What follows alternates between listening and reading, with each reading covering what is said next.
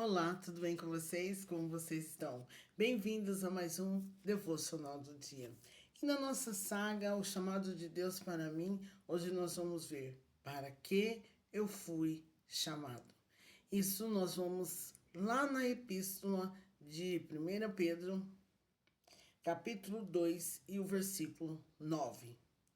Vós, porém, sois raça eleita, sacerdócio real, nação santa, povo de propriedade exclusiva de Deus, a fim de proclamardes as virtudes daquele que vos chamou das trevas para a sua maravilhosa luz.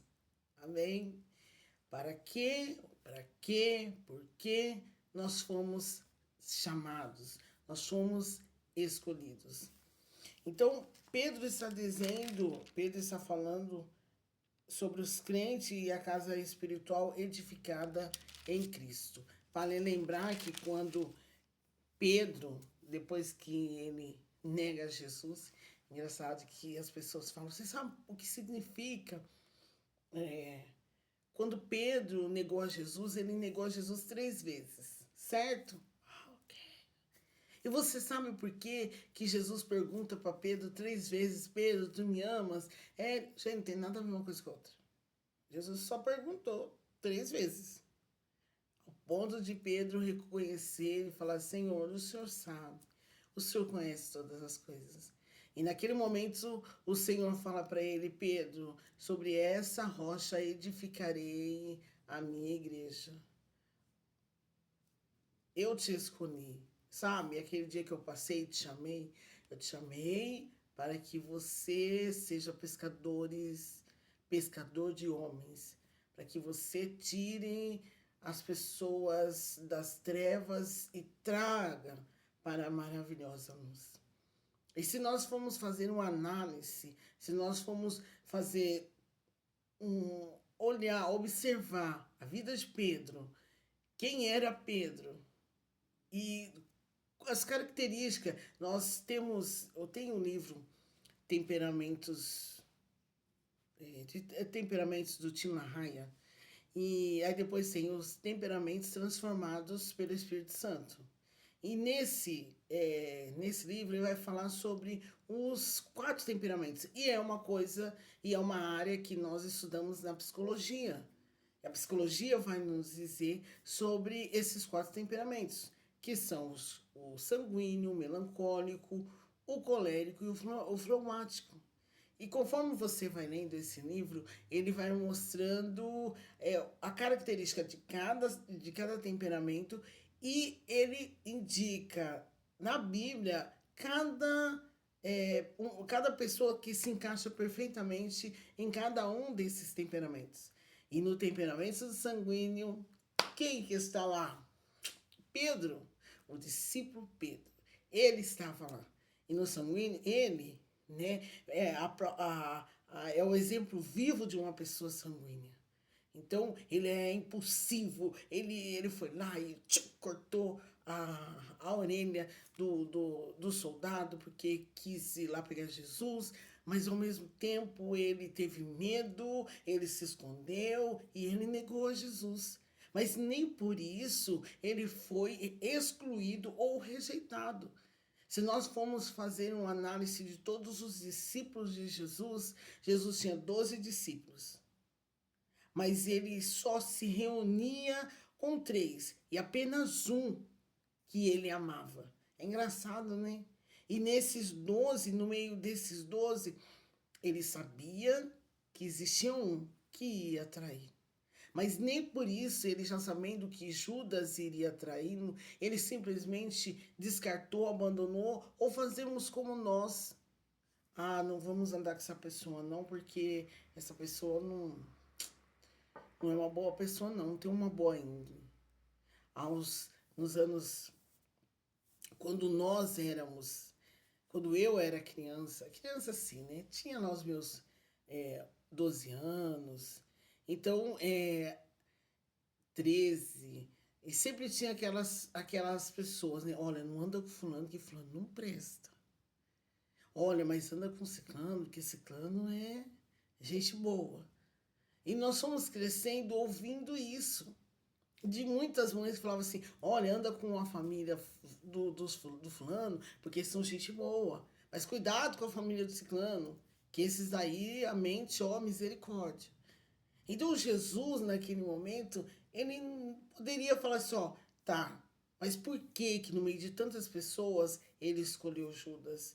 E sabendo que Judas ia o trair, ele não abandonou. Muito pelo contrário, ele trouxe Judas para perto dele. E no fim Judas havia traído. Mas hoje nós estamos falando de um Pedro que ele, depois da visita de Jesus, ele entendeu exatamente o que ele tinha que fazer nessa terra. Porém, quando você continua lendo, depois de todas as transformações e depois de tudo o que aconteceu, você vê um Pedro diferente. Mas quando você vai analisar as cartas, as duas cartas de Paulo, de Pedro, você vai notar uma diferença de posição, uma diferença de quem foi o discípulo, quem foi aquele discípulo e quem é agora o apóstolo Pedro, totalmente diferente. Então o Senhor nos chama para tirarmos e resgatarmos as pessoas das trevas e trazermos para a sua maravilhosa luz. Mas não pense você que você precisa, nossa, não, eu preciso ser uma boa pessoa, eu preciso, para Deus me usar, Deus vai te usar. Só que é claro, às vezes a gente fala assim, não, Deus vai te usar do jeito que você é. E aí nós achamos que do jeito que nós somos, do jeito que nós estamos, Deus nos usa.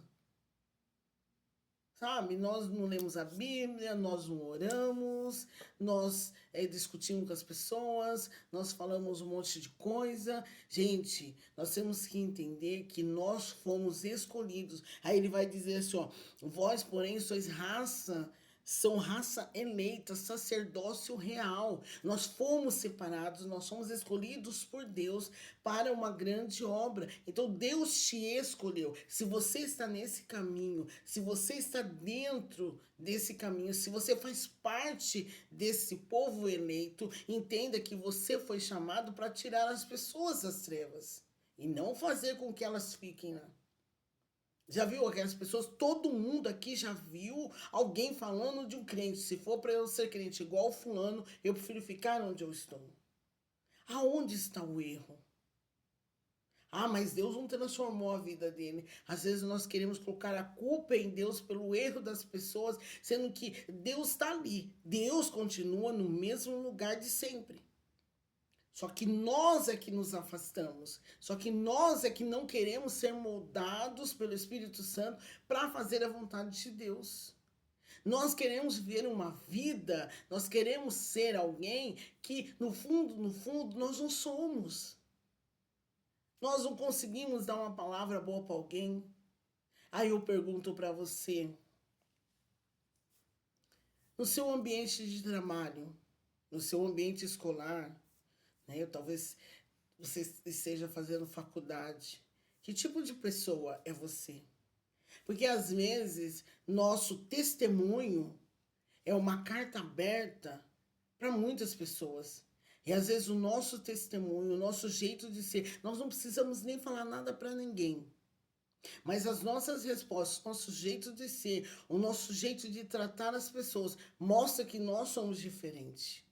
E as pessoas têm o prazer de falar assim: eu gosto de ficar perto do fulano porque eu sinto uma paz. Às vezes eu estou no meu serviço e fico olhando e falo assim: meu Deus. Às vezes eu fico pensando: qual é a minha luta? Qual é a minha perseguição? E às vezes eu fico olhando tanta coisa que acontece.